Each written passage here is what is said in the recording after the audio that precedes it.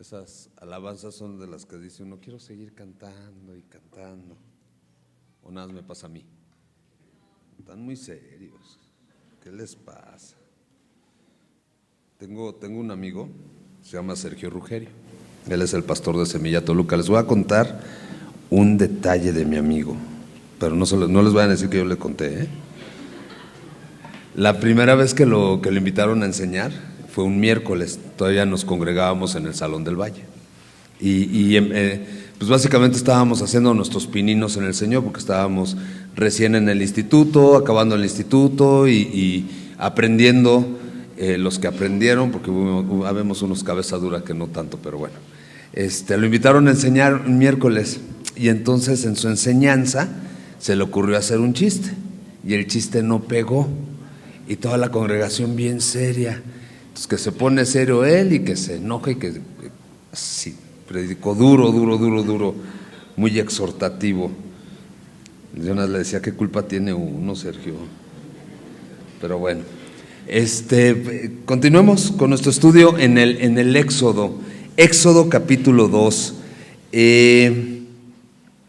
Algo que yo creo que va a ser no nada más enfático, sino sobreenfático este libro, y que creo que Dios quiere que nos quede muy, pero muy claro y muy grabado en nuestro corazón, al grado tal que podamos confiar y descansar en esta verdad, es que Dios escucha las oraciones y Dios está al pendiente de su pueblo. Dios ve la aflicción de su pueblo y esto, permítame decirlo así, ensalzado en que Dios no olvida ninguna de sus promesas. Si Él se compromete a algo, Él lo cumple. Y es maravilloso porque podemos entonces descansar en nuestro Señor, porque su carácter es totalmente diferente al carácter de todo o de todos los que conocemos. ¿Y qué quiere ser al final del día?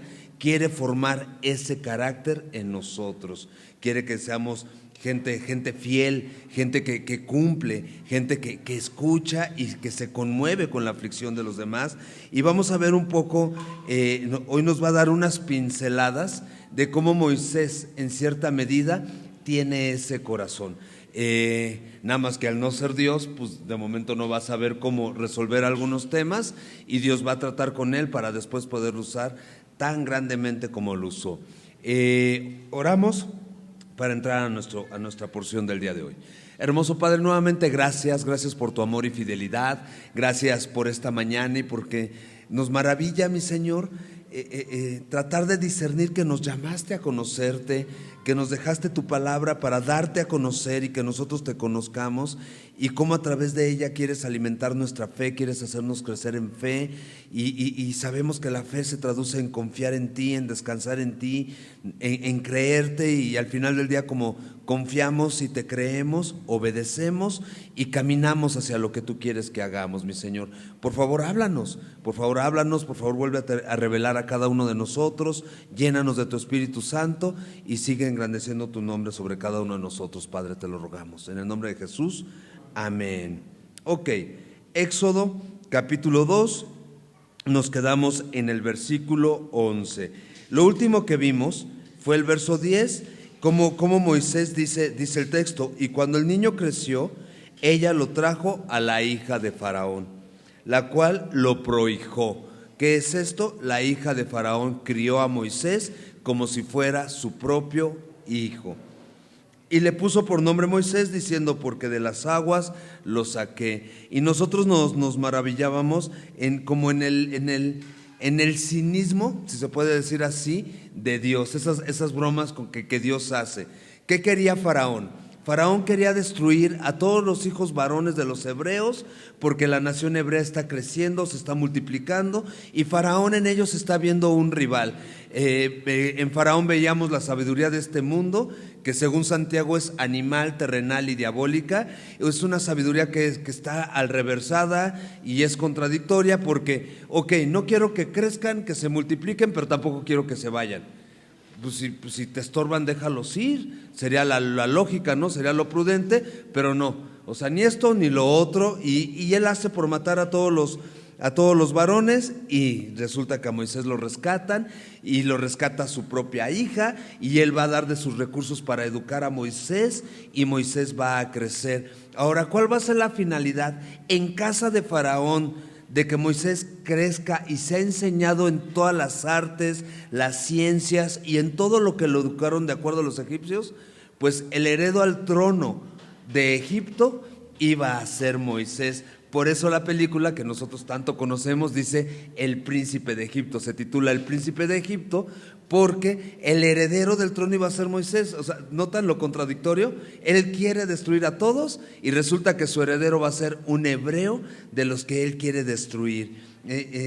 Vuelvo, a Dios nadie lo puede prender, a Dios nadie lo puede hacer caer, a Dios nadie puede hacerle tropezar sus planes, sino que Él todo lo usa para bien. Por eso dice Romanos 8, a los que amamos a Dios, todas las cosas ayudan para bien.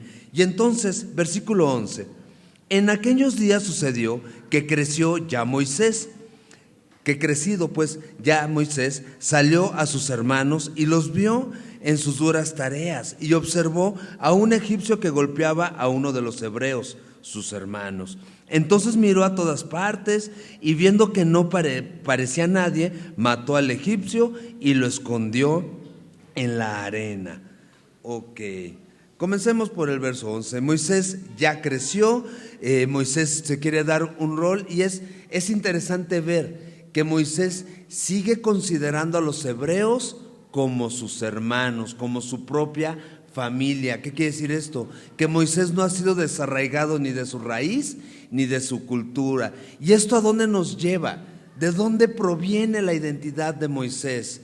A Moisés es Dios el que le da identidad, no la nacionalidad o la casa que lo adoptó, no la educación que le dieron o quienes no lo educaron, sino es Dios el que le da identidad. Luego entonces es Dios el que le permitió nacer en la comunidad hebrea, es Dios el que lo formó hebreo, y es Dios el que tiene un propósito para él. ¿A dónde nos lleva a nosotros? ¿De dónde se debe desprender nuestra identidad? Nuestra identidad se desprende de Dios. ¿Dónde comienza nuestra identidad? Ahora que está de moda todo este tema de la identidad de género, y que si la autopercepción y autoprescripción y auto no sé qué. Bueno, nuestra identidad se desprende de Dios. ¿Quién me creó? Dios. Acompáñenme al Salmo 100, por favor. Salmo capítulo 100.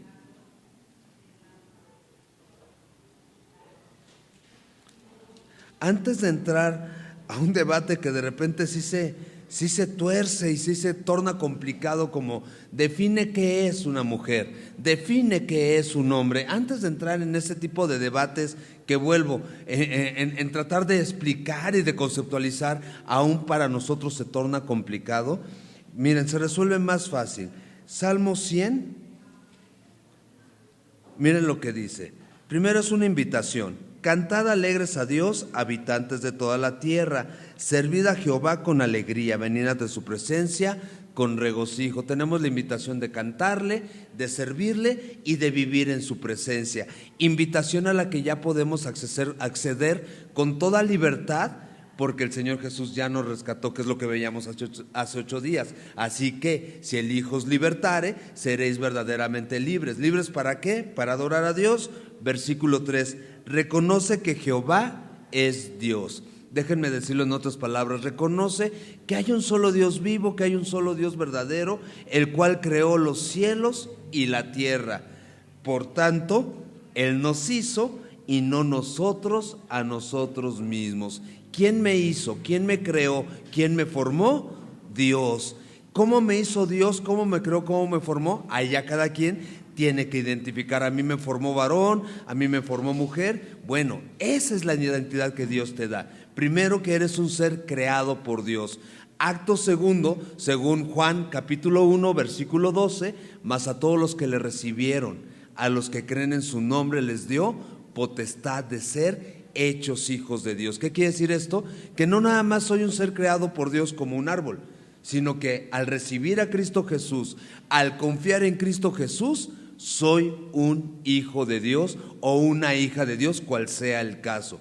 Pero no me refiero a autopercepción, sino me refiero a lo que es. Ahora sí que lo que se ve no se juzga. Reconocer que Jehová es Dios, Él nos hizo y no nosotros a nosotros mismos. Ahora, ¿qué somos? Pueblo suyo somos y ovejas de su prado. O sea, soy pueblo de Dios, quiere decir que le pertenezco a Dios. Y si soy su pueblo, ¿Él qué es?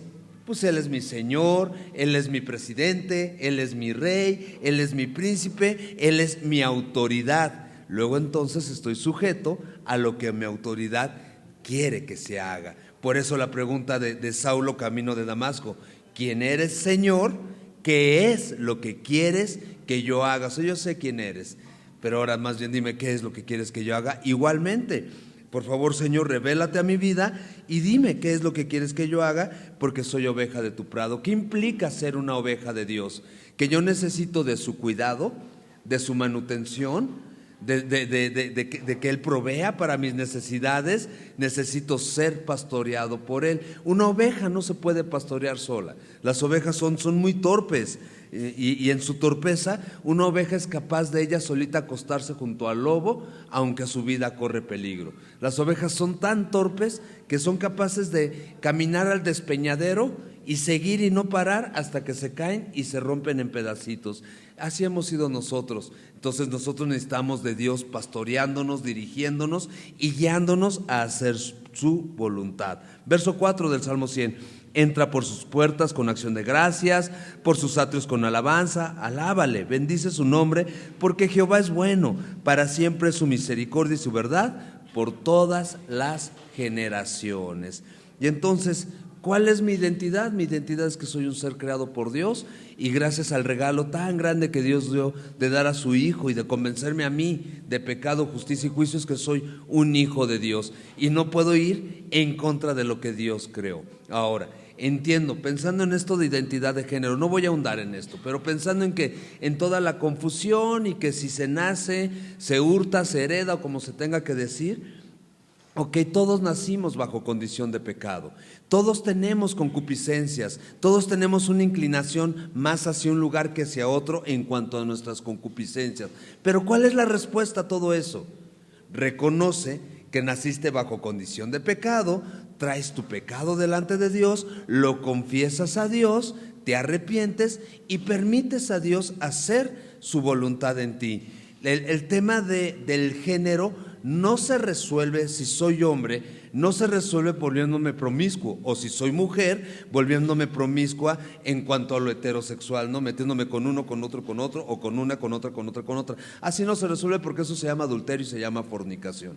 Se resuelve trayéndolo delante de Dios, reconociendo con qué estoy batallando, que me doy cuenta que es contrario a su voluntad, y pidiéndole que Él forme su carácter en mí, igual que cualquier pecado. Señor, reconozco que batallo con el alcoholismo. ¿Qué hago? Lo traigo delante de Dios, reconozco que es pecado y clamo a Dios porque haga su obra en mí y ya no practique el alcoholismo. ¿Sí me explico? Ok, entonces sigamos adelante. Moisés reconoce su identidad. La identidad de Moisés es que él es hebreo.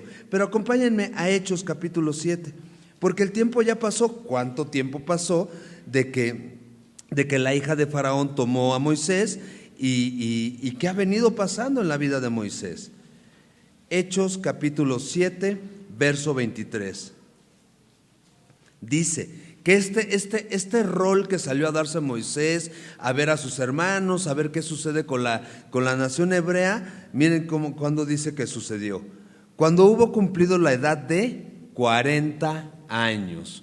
Moisés tenía 40 años, a la edad de 40 años le vino al corazón el visitar a sus hermanos, los hijos de Israel.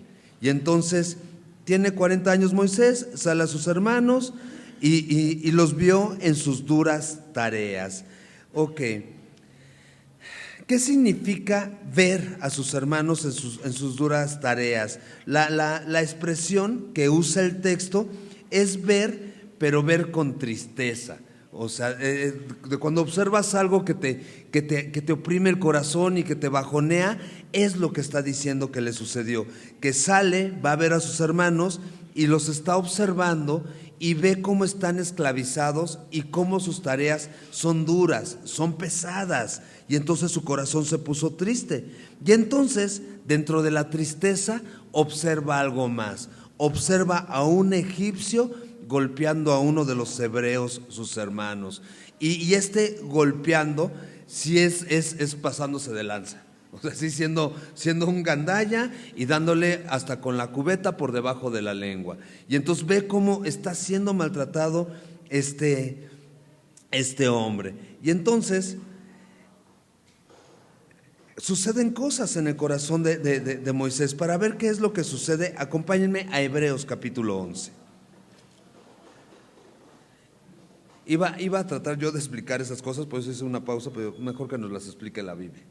Hebreos capítulo 11, versos 24 al 26. Acuérdense que Hebreos es conocido como el salón de la fama de esos héroes de fe. Miren lo que dice Hebreos 11 desde el verso 24. Por la fe, Moisés, hecho ya grande, rehusó llamarse hijo de la hija de Faraón. Y es lo que estamos viendo. O sea, Moisés vive en la casa de Faraón, Moisés tiene 40 años, Moisés es el heredero al trono, es el siguiente Faraón. Eso está bien interesante.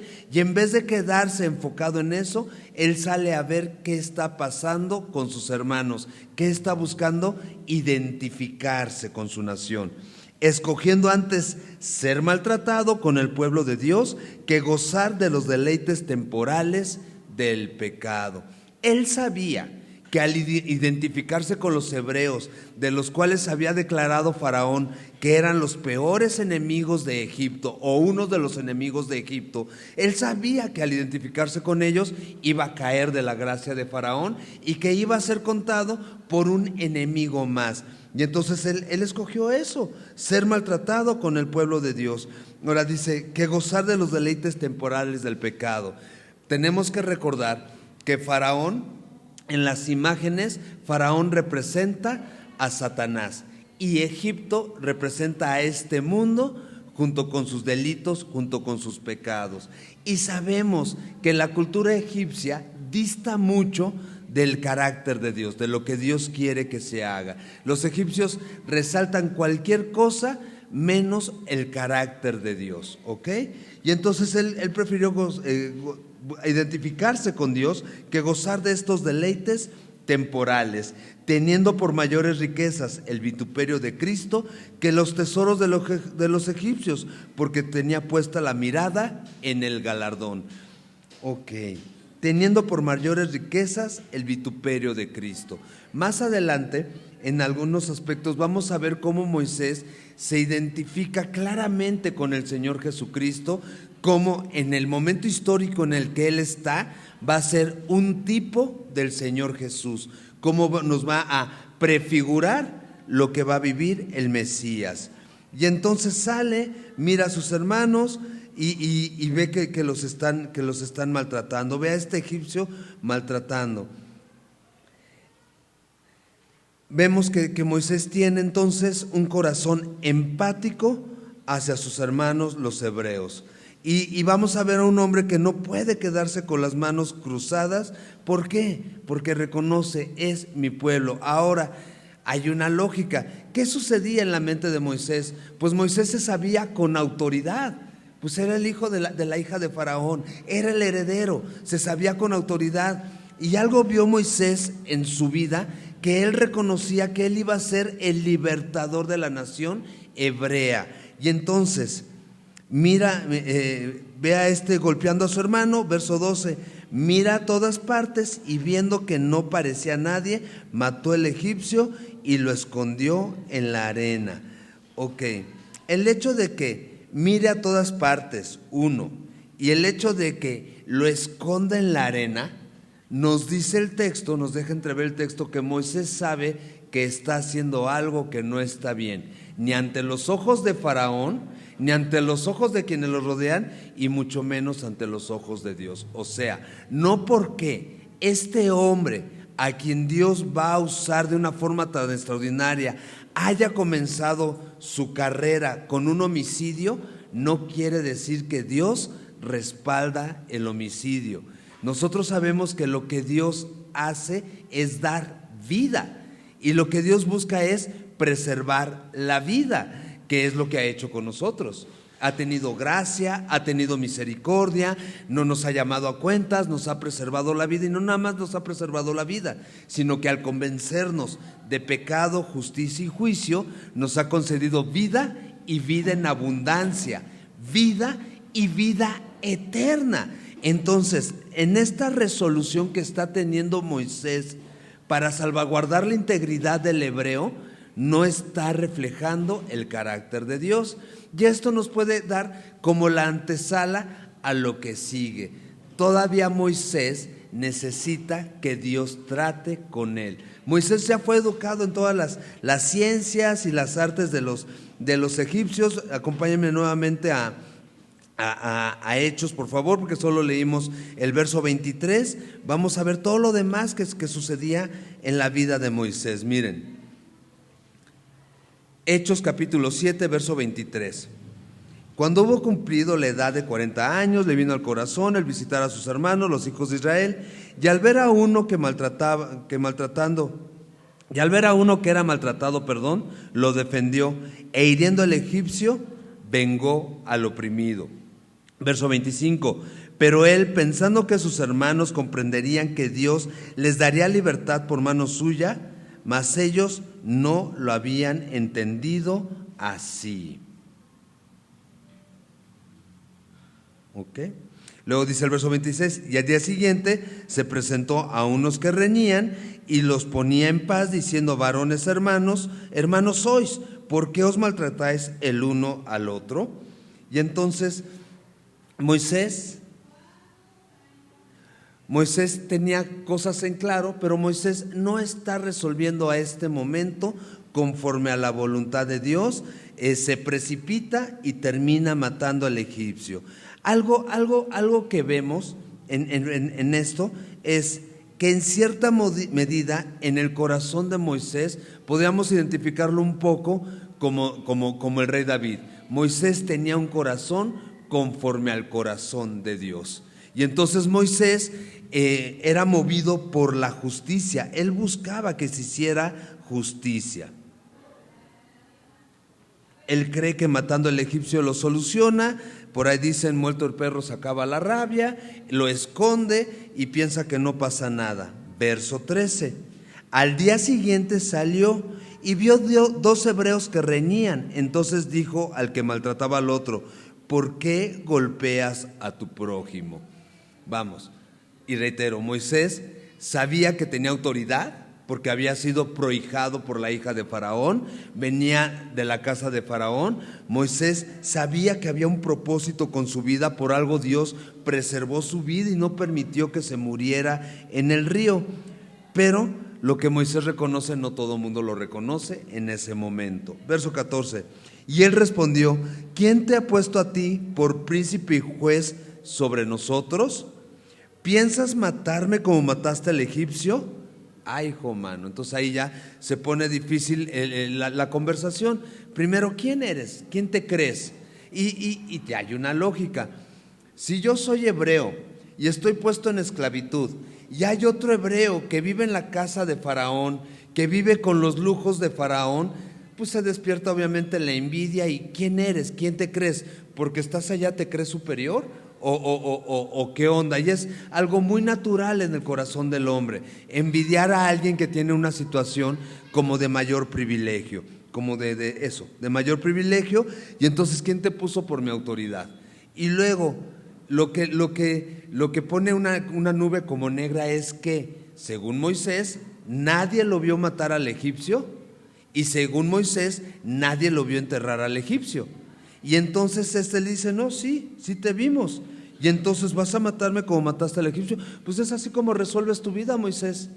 O sea, ya mostraste tu temple, ya mostraste tu carácter, y entonces me vas a matar. Entonces Moisés, ¿qué sucede con él? Tiene miedo y dice: ciertamente esto ha sido descubierto. ¿Qué sucede? Hay una lógica. Si se descubre que Moisés ya se convirtió en homicida de egipcios, ¿quién va a ser su peor enemigo? El faraón. que es el que representa a los egipcios. Y entonces, ¿cómo crees que estás matando a los míos? Verso 15. Oyendo Faraón acerca de este hecho, procuró matar a Moisés, pero Moisés huyó de delante de Faraón y habitó en la tierra de Madián. Qué interesante. ¿Por qué qué interesante? Porque comienza la historia de Moisés ya adulto y comienza con un homicidio y con un hombre que fue enseñado en todas las ciencias y artes de los egipcios, que igual en Hechos se nos describe que era un hombre poderoso y poderoso en palabra. Y entonces, queriendo él comenzar y librar y obrar por parte de Dios, tiene que salir huyendo porque es acusado de un homicidio.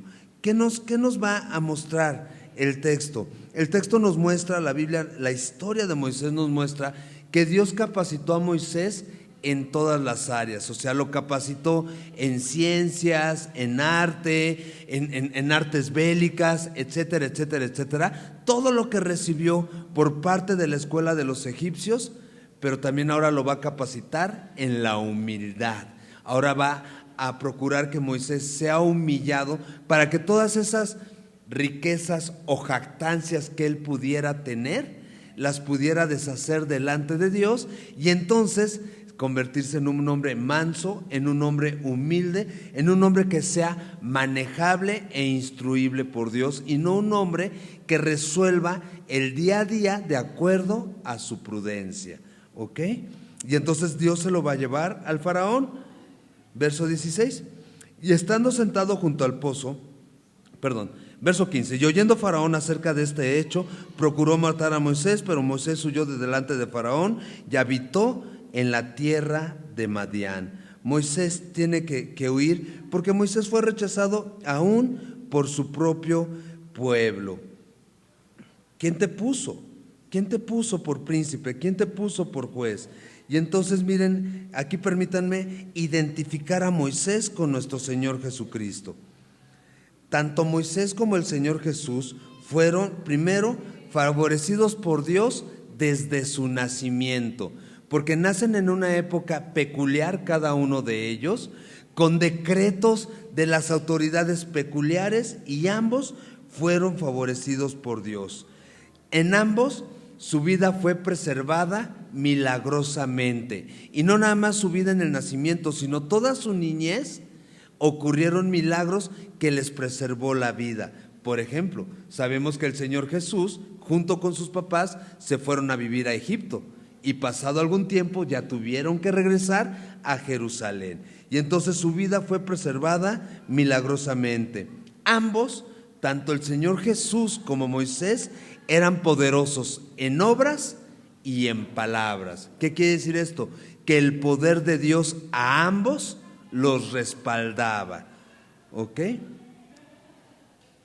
Ambos, su vida es dada para ofrecer libertad al pueblo de Israel. ¿Para qué va a tomar Dios la vida de Moisés? Para usarlo para darle libertad al pueblo de Israel. ¿Para qué vino el Señor Jesús a dar su vida por nosotros? Para darnos libertad y libertad en abundancia. Ambos fueron rechazados. Al decir, ¿para qué era el propósito de sus vidas? Ambos fueron rechazados, fueron despreciados y fueron menospreciados.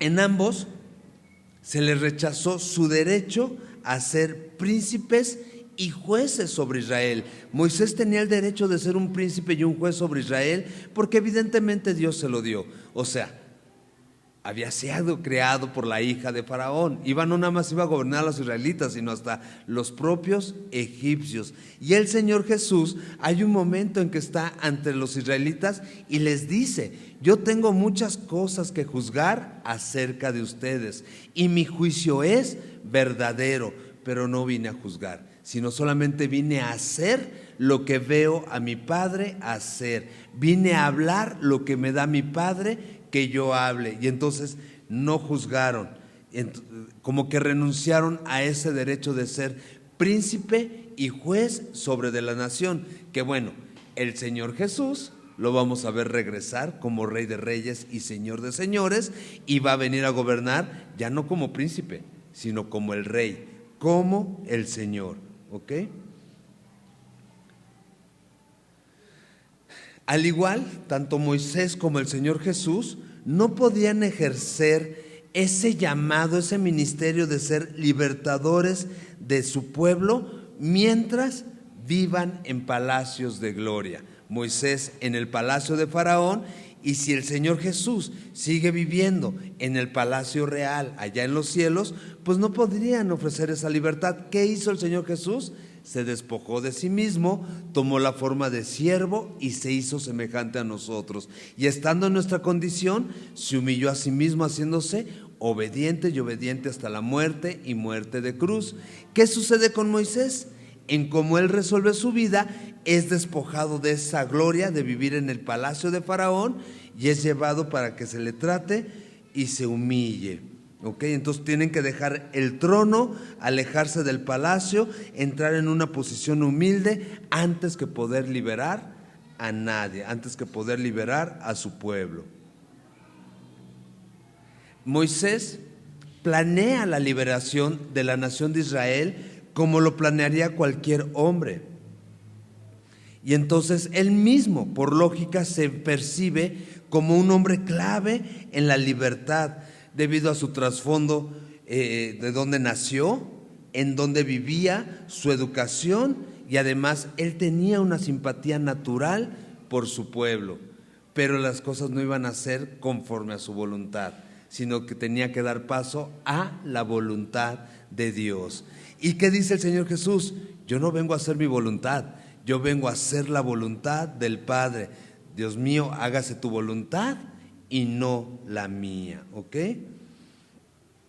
Los planes de Moisés tienen sentido, tienen completo sentido, pero los tiene que llevar a los pies del Señor y recibir de Dios los planes. Y ese llamado lo tenemos todos. Proverbios capítulo 3, versos 5 y 6. Proverbios 3, versos 5 y 6. ¿Qué dice? Dice: fíate de Jehová de todo tu corazón y ya no te apoyes en tu propia prudencia. Reconócelo en todos tus caminos y Él enderezará tus veredas. ¿A qué nos llama? A que todo lo traigamos delante del Señor, a que ya no nos gobernemos nosotros a nosotros mismos, sino nos dejemos gobernar por Dios y dependamos del consejo de Dios, y sea Dios quien vaya dando la directriz a nuestras vidas. ¿Ok? Sigamos adelante ahora. Entonces ahora sí, verso 15. Oyendo Faraón acerca de este hecho, procuró matar a Moisés, pero Moisés huyó de delante de Faraón y habitó en la tierra de Madián. Y estando sentado junto al pozo, 7 hijas que tenía el sacerdote de Madián vinieron a sacar agua para llenar las pilas y dar de beber a las ovejas de su padre. Mas los pastores vinieron y las echaron de allí. Entonces Moisés se levantó y las defendió y dio de beber a sus ovejas. Y volviendo ellas a Reuel, su padre, él les dijo: ¿por qué habéis venido hoy tan pronto? Ellas respondieron: un varón egipcio nos defendió de mano de los pastores y también nos sacó el agua y dio de beber a las ovejas. Ok. Moisés obviamente tiene temor por su vida. En este temor por su vida huye a Madián, y entonces es muy probable que en este tener que huir y salir de Egipto y dejar a sus hermanos, es muy probable que Moisés pensó que el plan de Dios para su vida estaba totalmente roto y que ese plan de ser el libertador ya no se iba a llevar a cabo. ¿Ok? Y entonces es chistoso porque para este momento Moisés, huyendo y estando en Madián, está donde Dios quiere tener en ese momento a Moisés. O sea, Moisés ve la causa perdida y Dios tiene a Moisés en el lugar en el que lo quiere tener. ¿Qué nos enseña a nosotros? ¿Cuántas veces nosotros creemos que ya somos una causa perdida o que ya no se va a cumplir el plan de Dios o el propósito de Dios? Y resulta que el lugar en el que estamos es donde Dios quiere que estemos, porque está tratando con nuestro carácter. A veces no es cómodo, no, el desierto no es cómodo. El desierto es incómodo, en el desierto hay soledad, en el desierto hay cambios de clima drásticos, como puede hacer mucho calor, puede hacer demasiado frío, en el desierto hay sequedad. Pues en esos lugares incómodos, ¿qué sucede? Nos encontramos con Dios. En esa soledad, ¿qué sucede?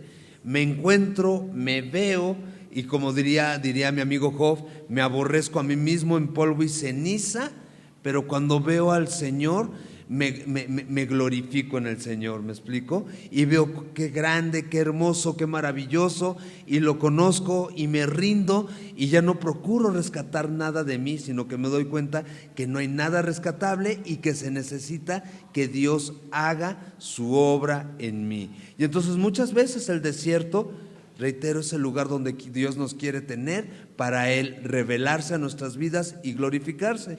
Por ejemplo, los miércoles estamos estudiando el libro de Apocalipsis. ¿En dónde estaba Juan cuando recibió la revelación del Señor Jesucristo? Solo en la isla de Patmos, desterrado, en un desierto, podríamos decir así, porque esa isla ni siquiera es una isla fértil, sino es un pedregal donde no es fértil, donde no hay sombra, donde había una cueva donde se cree que probablemente ahí estuvo Juan escondiéndose del sol y de todas estas inclemencias de vivir en la intemperie. Y entonces ahí recibe la revelación que nosotros la tenemos en el libro de Apocalipsis. Es un momento muy íntimo de Juan con el Señor. Y entonces, ¿en qué momentos puedo tener intimidad con Dios? Todo el tiempo yo les pediría, no se esperen a que Dios procure un desierto en sus vidas, sino busquémoslo con tiempo, procurémoslo con tiempo. Y si estás en el desierto, clama al Señor. 3, clama a mí y yo te responderé y te enseñaré cosas grandes y ocultas que tú no conoces. Además dice que Él habita con el quebrantado, con el que está en soledad, con el que necesita de Él. Dice que Él está ahí y que Él se hace claramente visible. Y entonces, pues sí, como Moisés tal vez tenemos poca idea, pero bueno, en Moisés se está desenvolviendo el plan de Dios. Ahora nosotros no tenemos poca idea. Déjenme retarlos un poquito. No tenemos poca idea porque ya tenemos una relación con el Señor. Porque la misma Biblia dice, la fe viene por el oír y el oír por la palabra de Dios. Y todos convivimos con la palabra de Dios, algunos más, algunos menos, pero todos tenemos una relación con Dios a través de su palabra. Y en esta relación vemos eso. Dios se revela en el desierto. Dios se quiere dar a conocer y para Dios no hay causa perdida. Para Dios no hay plan que se le venga abajo por más que nosotros nos equivoquemos. En este momento podemos decir, ¿Moisés se equivocó? Sí, Moisés se equivocó. ¿Para qué mata al egipcio? Pues sí, ¿para qué mata al egipcio? O sea, ahora tienes que vivir tu vida cargando con una muerte, con el remordimiento de una muerte, con el quebranto de una muerte. Mejor vivir tu vida en paz. Ajá. Pero eso no quiere decir que Dios no lo iba a llevar al desierto, que Dios no iba a tratar con él y con su carácter para que él lo conociera y en un momento adecuado sea Moisés el que dé a conocer a Dios. ¿Sí me doy a entender? Y entonces busquemos a Dios y dejemos a Dios hacer su obra en cada uno de nosotros. Se encuentra con el sacerdote Madián, con las hijas del sacerdote Madián, y verso 20. Dice así, y dijo a sus hijas, ¿dónde está? ¿Por qué habéis dejado a este hombre? Llamadle para que coma. ¿Qué vimos en Moisés al encuentro con estas chicas? Vemos a un hombre que procura la justicia, porque estas chicas llegan para sacar agua, darle de beber a los animales de su padre y pues reciben bullying de los demás pastores. Y entonces, ¿qué hace Moisés? Se para y las defiende. Y no en esa situación, ¿se acuerdan cuando lo vimos en Jacob? Que Jacob abrió el pozo para que esta Raquel bebiera. Pues sí, porque a Jacob luego le gustó Raquel y Jacob tenía una intención, quería quedar bien con la chica que le gustó. Aquí lo que vemos en Moisés sí es un carácter que procura la justicia, sí es un carácter que ve por el desválido, sí es una persona que confronta la injusticia, al grado tal que confrontó a los demás pastores, los puso en paz, los corrió y les hizo el trabajo a estas chavas. Además, es increíble porque aunque es un hombre que ha vivido en la realeza, es un hombre que sí procura servir. Porque ¿cuál era la lógica de la vida de Moisés? Los demás eran los que sacaban el agua, los demás eran los que le arrimaban a él el agua, y lo vemos a él haciendo por sacar el agua y arrimar el agua. Entonces vemos que sí tiene un carácter servicial. Vemos otro tipo del Señor Jesús. El Hijo del Hombre vino a servir, no vino a que le sirviéramos, vino a servir y a dar su vida en rescate por muchos. Y entonces la lógica, verso 20, y dijo a sus hijas: ¿dónde está? ¿Por qué habéis dejado a este hombre? Llamadle para que coma. Conforme a la tradición de esa región del Medio Oriente, si alguien hace algo así como servirle a alguien, sacar agua, procurar su rebaño, la persona que recibe el favor quiere regresar el favor invitando a comer. Son hospedadores y entonces lo quiere invitar a comer y lógico, también si es un sacerdote, pues conoce un poquito del corazón de Dios y también quiere extender gracia y compasión a esta persona. Además, ellas creen que es egipcio, porque en ese momento Moisés se vestía como egipcio, hablaba como egipcio, olía egipcio, o sea, todo su aspecto, toda su forma de ser era como egipcio, porque venía de la casa de Faraón. Y entonces también había que desarraigarle a Egipto de su corazón.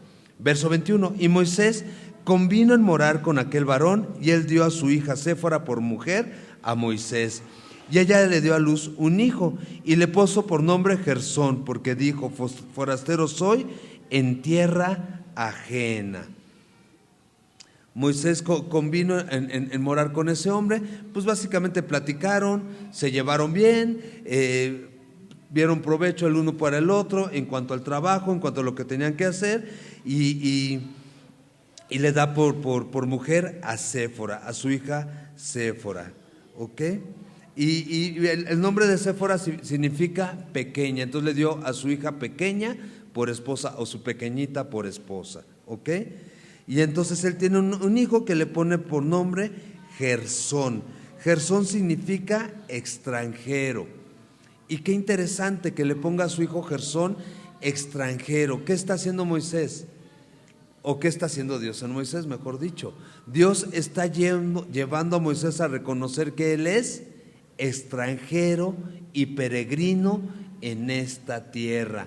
¿Qué le pidió a los hijos de Israel?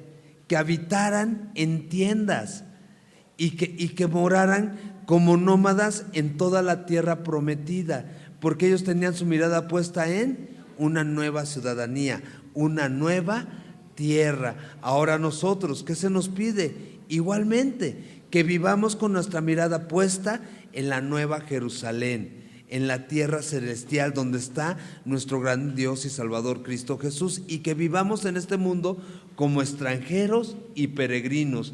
Y al vivir como extranjeros y peregrinos, que no nos conformemos a este mundo, sino que seamos transformados por medio de la renovación de nuestro entendimiento, para que podamos comprobar cuál es la buena voluntad de Dios, agradable y perfecta. Y entonces Dios ya está haciendo eso con Moisés. 40 años viviendo en la casa de Faraón, ahora va a vivir 40 años en el desierto, reconociéndose como extranjero, digamos que con un poquito de amargura en su corazón, como pensando: los planes de Dios para conmigo ya no se llevaron a cabo, lo eché a perder, ya todo está perdido. En Egipto Moisés aprendió a cómo ser alguien importante. En el desierto Moisés está aprendiendo a ser nadie, y eso es preciosísimo. ¿Qué dice Juan el Bautista? Es necesario que yo mengüe y que tú crees. Que es necesario que yo ya sea nadie, que deje de imponerme, sino dejar a Dios establecerse en mí y ser el Señor Jesús formando su carácter en mí. Dice Pablo en la carta a los Gálatas: los que somos de Cristo crucificamos la carne con sus pasiones y deseos. Y crucificar la carne con sus pasiones y deseos es negarse a uno mismo, tomar nuestra cruz cada día y seguir al Señor Jesús, para dejar que sea el Señor Jesús el que se establezca en nosotros. Y entonces, eso de aprender a ser nadie es aprender a mucho, mucho, porque cuánto trabajo nos cuesta. Como nacimos bajo condición de pecado, ¿con qué es con lo que más batalla la humanidad? Desde el principio, desde Adán y Eva, con egocentrismo y con orgullo, y con querer ser la voz cantante de nuestra historia, con querer ser quienes dictamos qué es lo que sigue y qué es lo que quiere Dios. Él quiere ser la voz cantante. Pueblo suyo somos, ovejas de su prado. Es en el desierto donde aprendemos a ser nadie, es en el desierto donde aprendemos mucho, y es ahí, en Madián, donde encontramos el propósito para nuestras vidas, que sea el Señor Jesús el que more en nosotros. ¿Ok? Versos 23 al 25. Aconteció después de muchos días que murió el rey de Egipto, y los hijos de Israel gemían a causa de su servidumbre y clamaron, y subió a Dios el clamor de ellos con motivo de su servidumbre. ¿Y cuál es la respuesta? Ok, sube el clamor, verso 24, y oyó Dios el gemido de ellos. Si eres de los que marca la Biblia con un color específico para las respuestas de Dios, para resaltar el carácter de Dios, esto por favor márcalo. Verso 24, y oyó Dios el gemido de ellos. ¿Has gemido delante de Dios? Yo estoy seguro que sí. Hay veces que, o sea, ¿me explico? O sea, llegamos con Dios y, o sea, ¿qué te digo, Señor? ¿Cómo te lo explico? ¿Cómo lo elaboro? Y solo nos queda gemir y agacharnos y bueno, y dice el verso 24, yo dio Dios el gemido de ellos. Ponle, Dios escucha mi gemir, Dios escucha mis oraciones. Y se acordó de su pacto con Abraham, Isaac y Jacob. ¿Cuál era el pacto con Abraham? Que de su descendencia iba a ser tan incontable como las estrellas del cielo, tan incontable como la arena del mar, y que de su descendencia él iba a formar una gran nación. ¿Israel es una nación ahorita? No, para este momento que estamos leyendo no es una nación, es un pueblo esclavizado por otro pueblo. Es un pueblo que está siendo violentado por otro pueblo. No ha llegado a ser una nación. Pero también, ¿qué le prometió Dios a Abraham? Tu descendencia va a ser esclava 400 años en Egipto. Ahora, para este momento han pasado aproximadamente 430, 460 años. Es precioso que el texto diga, y se acordó de su pacto. ¿Qué quiere decir esto? ¿Que Dios se había olvidado? No. Al contrario, es una confirmación de que Dios no olvida ninguno de sus pactos. Y como Dios no olvida ninguno de sus pactos, aunque ya pasaron 400 años, Dios tiene presente, como si hubiera sido hace 2 segundos, el tiempo en el que Él platicó con Abraham, luego cuando Él platicó con Isaac, luego cuando Él platicó con Jacob. Y entonces es como si Dios estuviera trayendo a la memoria y viendo el reloj y diciendo, claro, es 1:45 y yo quedé que a la 1, ya es hora. ¿Sí me doy a entender? Y entonces se acordó Dios de su pacto, verso 25, y miró Dios a los hijos de Israel y los reconoció Dios. Y eso es preciosísimo también, los miró y los reconoció. ¿Qué es esto de que los reconoció? Son míos, me pertenecen, y yo tengo un plan para con ellos que son míos, que me pertenecen. Acompáñenme a Juan 16, verso 24, por favor. Juan capítulo 16, verso 24. Cuando uno comienza a caminar con el Señor, a menos aquí en Semilla, tratamos de darles el discipulado de navegantes. Son 3 libros. Y el primer libro habla de 5 garantías. Nos da la garantía de la salvación, la garantía del perdón, la garantía de la dirección u orientación, pero también nos da la garantía de la respuesta a la oración. Miren lo que dice Juan capítulo 16, verso 24. Dice, hasta ahora nada habéis pedido en mi nombre. Pedid y recibiréis para que vuestro gozo sea cumplido. ¿Qué nos está pidiendo? Nos ha dicho, mira, viviste una vida sin Jesús, viviste una vida bajo tus propios términos. Ahora que estás viviendo una vida bajo los términos de Jesús, pide en el nombre de Jesús. ¿Qué implica pedir en el nombre de Jesús? Primero reflexiona en quién es Jesús, cuál es la obra que vino a hacer Jesús por nosotros, y pregúntate, ¿qué pediría el Señor Jesús? En cuanto a lo que estoy viviendo, ¿qué pediría el Señor Jesucristo? Tal vez el Señor Jesucristo pediría, Señor, que las cosas no sean como yo quiero, que se haga tu voluntad, pero por favor dame la fuerza para aceptar tu voluntad. Oye, Señor, como que estoy muy enojado con este detalle, mejor concédeme el gozo de tu salvación, la paz y la certeza de tu presencia para no enfrentar el día a día con enojo, sino con gozo. Oye, Señor, como que le estoy guardando rencor a los que me rodean, pero dice el Señor Jesús que ame aún a mis enemigos y que aún interceda por ellos, es más, que procure el bienestar de ellos. Hijo, mano, me cuesta trabajo. Bueno, necesito reconocer que no puedo, que no está en mi naturaleza. Y entonces pediría conforme al Señor Jesucristo. Y entonces Juan dice, ok, pide y recibirás para que tu gozo sea cumplido. ¿En dónde debe de estar nuestro gozo? ¿En que las cosas sucedan conforme a mi voluntad? ¿O en ver que el carácter del Señor Jesucristo se está formando en mí? Y esa yo creo que es una buena pregunta. ¿Qué quieres? ¿En qué te quieres gozar? ¿En Él o en ti? Moisés se gozaba en quién era él, prohijado por la hija de Faraón, el príncipe, el heredero, y entonces sale y sabe que hizo mal porque volteó para ver que nadie lo viera, ocultó el cuerpo y entonces hizo un homicidio y entonces le salió mal. Y él sabe y él cree que la historia viene a mal y que no se van a cumplir los propósitos. No, pues pide conforme a la voluntad de Dios. ¿Sí me explico? Que nuestro gozo sea que la voluntad de Dios se desenvuelva en cada uno de nosotros. Acompáñenme, ya que estamos en Juan 16, Juan capítulo 15.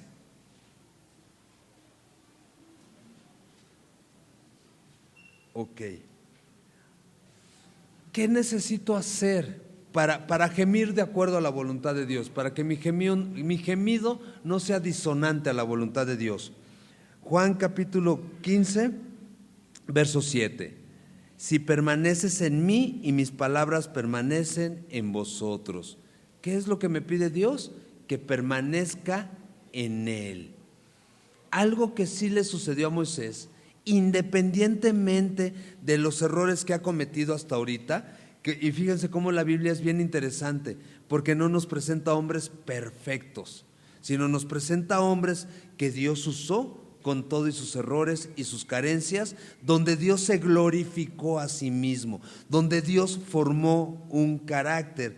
Y entonces nosotros igual que Moisés somos falibles y somos volubles en cuanto a la fe y somos inconstantes, ok, pero dice si permaneces en mí. Ahora sí que uno punto y guión, ¿qué necesito hacer? Permanecer en Cristo Jesús, establecerme en Cristo Jesús. Dos punto y guión, y mis palabras permanecen en ti. ¿Qué necesito? Buscarlo en su palabra y dejar que su palabra permanezca en mí, halle morada en mí, se arraigue en mí. Si permaneces en mí y mis palabras permanecen en ti, ten esta libertad. Pide todo lo que quieras y te será hecho. ¿Qué voy a pedir? Todo lo que quiera y me será hecho. Y todo lo que queremos, yo creo que se resume en esto: Señor, híjole, líbrame de mí mismo. O sea, al final del día, sí tenemos necesidades económicas, tenemos necesidades emocionales, tenemos necesidades en la salud, tenemos muchas necesidades. Sabemos que nuestro mayor problema ya se resolvió. Como hemos reconocido a Cristo Jesús, sabemos que tenemos la promesa de vida eterna y sabemos que en este mundo vamos a vivir diferentes aflicciones. Es así, la Biblia lo promete. Es imposible que no sea así, porque la Biblia lo promete. ¿Qué necesito? Pues el gozo de tu salvación en mi corazón, para que cualquiera que sea la circunstancia que esté atravesando, poderla atravesar con gozo y con la certeza de tu amor. ¿Ok?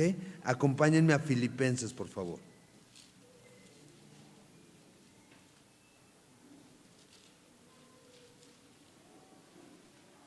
Filipenses capítulo 4, versículo 6. ¿Qué te afana? ¿Qué te pone nerviosos? ¿Qué es lo que está haciendo que tu cabello esté cambiando de color o perdiendo el color? O sea, cada quien tenemos nuestro estrés, ¿no? Cada quien tenemos nuestras preocupaciones. Algunos dirían, pues la edad, pues si es eso también. Ok, Filipenses 4, verso 6. Por nada estéis afanoso. Afanoso también se puede traducir como ansioso o estresoso. Ni existe, pero bueno. Impaciente, pues.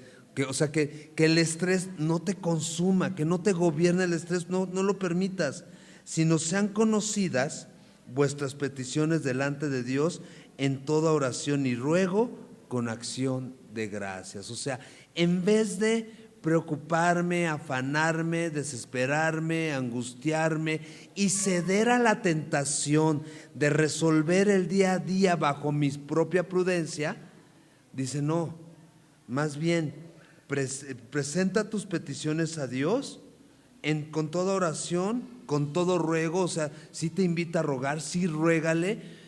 Tengo la dicha de en el Instituto Bíblico de Semilla México dar la clase de oración y siempre les digo, sí ruégale a Dios tratando de convencerlo. ¿Por qué no? O sea, Señor, es que no quiero tomar temas agudos, no quiero llorar, no quiero hacerlos llorar, pero hay temas donde dice uno, Señor, yo quisiera que la historia fuera diferente. Señor, no me quiero despedir hoy. O sea, no le quiero decir adiós, no le quiero ver partir. ¿Me explico? O sea, cada quien, pues, ruégale, trata de convencerlo. Pero ya sé que probablemente no, pero ya sé que su buena voluntad es agradable y es perfecta y yo peleé la buena batalla delante del Señor. ¿Qué hizo David con su hijo que tuvo bajo adulterio con Betsabé? Dios juzga a David y al juzgar a David, Dios disciplina a David y a Betsabé tomando la vida de ese pequeño. Y entonces David se angustia y lloraba y clamaba y vivía pegado al piso. Así lo describe la Biblia, que estaba como calcomanía pegado al piso suplicándole a Dios que tuviera misericordia de su hijo. Y Dios se lo lleva. Y entonces sus amigos, su corte, no hayan cómo decirle a David, ¿qué crees? Que ya partió con el Señor. Y entonces los ve David, ve el movimiento. Y entonces se para David, se baña, se perfuma y a lo que sigue le preguntan ¿cómo? Pues es que ya murió, pero pues estabas destrozado en lo que el Señor lo recogía. Sí, el Señor ya lo recogió. Intercedí por él mientras hubo tiempo. Llegará el momento en que yo lo voy a alcanzar allá, en la presencia del Señor. ¿Sí me da a entender? O sea, cuando hubo tiempo de convencerlo, hice lo posible por convencerlo. Y es un llamado que hace el Señor Jesucristo. Dice, hay en una ciudad un juez que ni teme a Dios y ni teme a hombre. Y hay una mujer que es insistente con este juez, al grado tal que le colma el plato. Y cuando le colma el plato, esta mujer, el juez accede a la petición de la mujer y le concede lo que la mujer está pidiendo.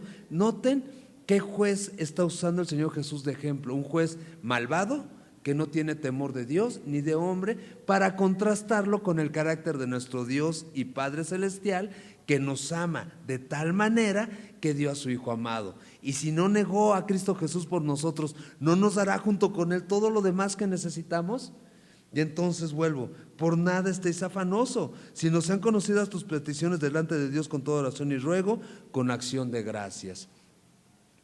Miren, hay una oración, a ver si no los confundo. Por conocer a Dios y conocer las capacidades de Dios, me gozo. Miren, cuando alguien desaparece, las alertas Amber y todo este rollo, y que llegan a nosotros las peticiones de oración para poder encontrar a la persona, no me gozo en que la persona desapareció, no para nada, sino en tener la oportunidad de acercarme al Dios que es omnipresente y omnipotente, que sé que de Él esa persona no ha desaparecido y que sé que delante de Él sabe dónde está, conoce las coordenadas exactas. Entonces me deleito en poderle decir, Señor, tú sabes dónde está. Si es tu voluntad, regrésaselo a su mamá, a su papá o a quien lo esté buscando, si es tu voluntad, pero yo sé que tú sí sabes dónde está. Nosotros no, y podemos mover mal cielo y tierra en medida de las posibilidades y no encontraríamos a la persona, pero yo sé que tú sí sabes dónde está. ¿Sí me explico en qué me deleito? En conocer a mi Dios y las capacidades de mi Dios. Me deleito en acercarme y decirle: Señor, yo te veo en la Biblia sanar leprosos, ¿por qué no sanarás a esta persona? Yo te veo en la Biblia resucitar a Lázaro, ¿por qué no levantarás a esta persona que está por colgar los tenis? ¿No? Por salir con los pies por delante. ¿Sí me explico? O sea, en poderle hacer ese tipo de peticiones que sí apelan al poder de Dios. Dios sigue haciendo milagros. La mano de Dios no se ha cortado. Entonces reitero: por nada estés afanoso, sino sean conocidas tus peticiones delante de Dios en toda oración y ruego, con acción de gracias. Verso 7. ¿Cuál va a ser el resultado? Y la paz de Dios, que sobrepasa todo entendimiento, guardará tus corazones, tus pensamientos en Cristo Jesús. La paz de Dios que sobrepasa todo entendimiento. ¿Cómo opera? Que esa paz guarde mis pensamientos. Primera de Juan, por favor, capítulo 5.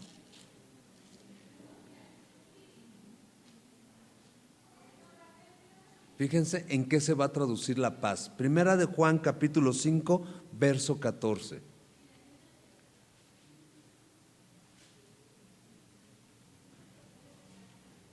Dice: y esta es la confianza que tenemos en Él. Quítale la palabra confianza y ponle la palabra paz. Y esta es la paz que tenemos en Él, que si pedimos alguna cosa conforme a su voluntad, ¿qué sucede? Él nos oye. ¿Qué sucedió con la nación de Israel? Él escuchó y se acordó de su pacto. Él los vio y reconoció que eran suyos. Alguna cosa conforme a su voluntad, Él nos oye. Verso 15.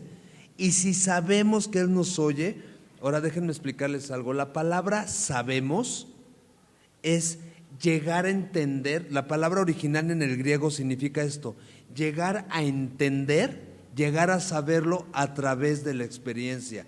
O sea, no es que de entrada ya tengo un conocimiento perfecto, no, sino que me relaciono con esta verdad, experimento esta verdad, y en medida en que me estoy relacionando con esta verdad y experimentándola, voy teniendo la certeza, la confianza. Y entonces Juan dice: sabemos que Él nos oye en cualquier cosa que pedimos. ¿Y cómo lo sabes, Juan? Pues porque caminé con Él, estuve con Él, me desterraron a Patmos, recibí el Apocalipsis. O sea, hay una relación viva y verdadera entre Juan y Dios, entre Juan y el Señor Jesucristo. Y entonces nosotros podemos decir: así, sí me hace sentido. Yo tengo una relación con el Señor y he visto que ha escuchado mis oraciones y he disfrutado de sus respuestas. De repente no entendemos la respuesta, híjole, yo soy de ese club. O sea, hagamos un grupo de autoayuda de respuestas no entendidas, que son difíciles de discernir, pero sabemos que Él nos oye. Y si sabemos que Él nos oye en cualquier cosa que pidamos, sabemos que tenemos las peticiones que le hayamos hecho. Sabemos que Él nos oye ¿en qué? Cualquier cosa que pidamos. Todos los textos anteriores hablaban de pedir de acuerdo a su voluntad. Y aquí dice Juan: en cualquier cosa que pidas, hombre, ya no te hagas bolas. O sea, porque ¿qué pediremos como conviene? No sabemos, dice el apóstol Pablo. No sabemos, pero el Espíritu Santo es el que intercede por nosotros con gemidos indecibles, con gemidos inaudibles para nosotros. Ok, nosotros nos acercamos así como somos, así como estamos. Dios no quiere que finjamos delante de Él. La nación de Israel no está fingiendo, la nación está esclavizada, la nación está gimiendo de dolor, la nación le está yendo como en feria. Y entonces ellos están clamando a Dios y están gimiendo delante de Dios. Lo hicieron de alguna, hay un protocolo para clamar de alguna forma que sea conforme a la voluntad de Dios. Pues no, cuando duele gritas y cada quien grita de acuerdo a su agudo o a su grave. ¿Sí me explicó? O sea, uno grita, a mí me gusta mucho ver esos videos de sustos, ¿no? De que se acerca la gente a ver los sustos o sea, me gusta ver los gritos agudos de los hombres, los brincos, por ejemplo, las reacciones, ¿no? De las chavas y el bolsazo, ¡zas! O sea, es muy amplia la gama de respuestas. Pues sí, porque cada uno responde de acuerdo a su carácter, de acuerdo a su temperamento. Entonces no hay un marco, ¿sí me explico? Sino que así como eres, clama a Dios. Jeremías 33, verso 3. Clama a Dios. ¿Cómo? Esperando su preciosa y bendita respuesta, con la certeza de que Él responde, de que Él enseña cosas grandes, ocultas y maravillosas que nosotros no conocemos, y que en el proceso va a llenar nuestro corazón de fe y de esperanza. Regreso al Éxodo capítulo 2 para volver a leer verso 24 y 25. Leo desde el final del verso 23. Y subió a Dios el clamor de ellos con motivo de su servidumbre. Ahí tú puedes ponerle: mis clamores suben a Dios con motivo de que he sido hecho hijo de Dios. Nada más con ese motivo sé que mi clamor sube delante de Dios. Dios sabe que vivimos en un mundo caído, en un mundo gobernado por Satanás y por la inequidad. Dios sabe que la vida es difícil y la vida es pesada. El apóstol Pablo lo escribió: los días son malos, aprovecha pues bien el tiempo. Verso 24: y oyó Dios el gemido de ellos. Ahora ya con toda certeza puedes ponerle: yo confío en que Dios escucha mis oraciones, escucha mi gemir de día y de noche. Y se acordó de su pacto con Abraham. Y Dios se acuerda ya no de su pacto con Abraham cuando nosotros clamamos. Dios se acuerda de su pacto con el Señor Jesucristo. ¿Se acuerdan de Juan capítulo 17?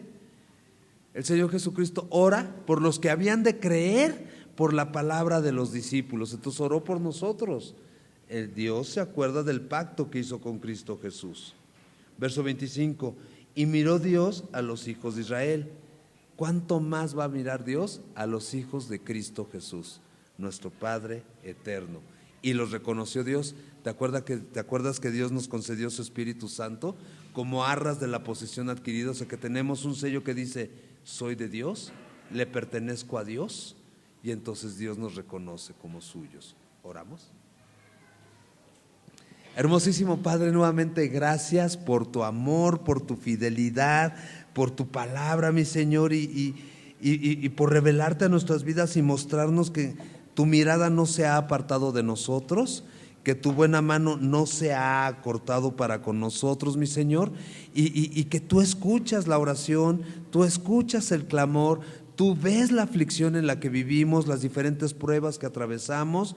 Nosotros queremos acercarnos a ti con un corazón agradecido, lleno de fe, lleno de certeza, y pues te rogamos que hagas tu voluntad sobre cada uno de nosotros, papito. En el nombre de nuestro gran Dios y Salvador Cristo Jesús, amén. Nos ponemos de pie para adorar a nuestro Señor.